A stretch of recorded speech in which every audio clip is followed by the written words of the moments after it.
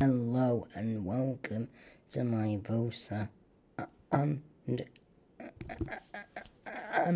M.O.T Factual program. In this video, I will be interviewing employees and employers of the M.O.T garage to ask their opinion on certain subjects.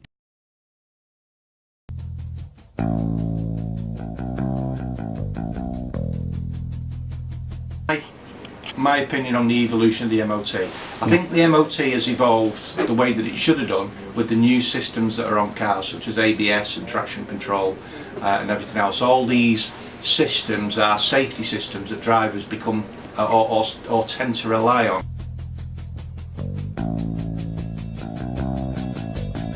I think yes, I think as more items and more components are introduced into the M.O.T test, naturally there's more things that could fail.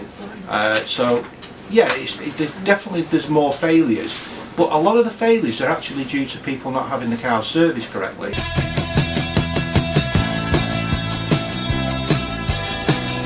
Okay, do I think it was right that VOSA merged with the DSA? I think it's like all other government initiatives at the moment. It's a cost-cutting exercise, and I think what's actually happened is there's a lot of very experienced people from VOSA that have actually left the service now. Is it a good thing? We don't know. We probably won't know until we start to get figures about how many accidents.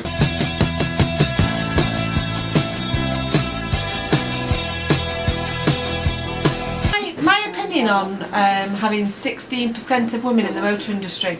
I think it should be a lot higher. I think the colleges today are doing a lot more to get young ladies into motor mechanics.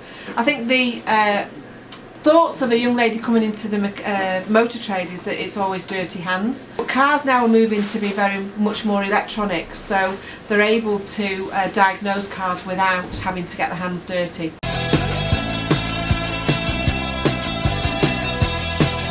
VOSA goes back an awful long way. I mean, I've got here, and you can see it and you can take copies of it, is an original vehicle testing manual from 1960 when the Road Traffic Act came on.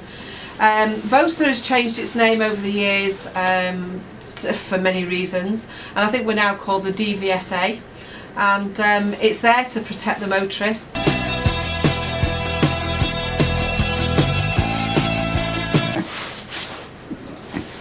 Equipment costs for the M.O.T have risen considerably in the time that we've had the M.O.T station. We bought it in 2003, and the costs of an M.O.T have certainly probably doubled in that time.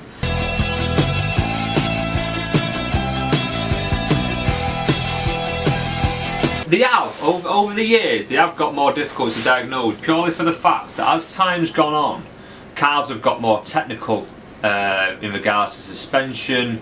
You've got a lot more multi-joint suspension, you've got protective covers.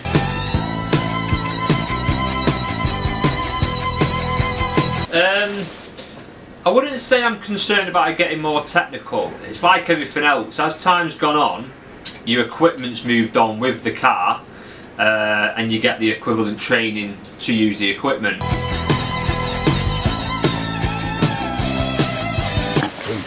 I would say one of the most common, well there's two, the most common failures these days are suspension and tyres. Purely because the roads in Britain these days are just horrendous. This is a tyre pressure gauge. It allows the tyres to be tested for the air in them. This is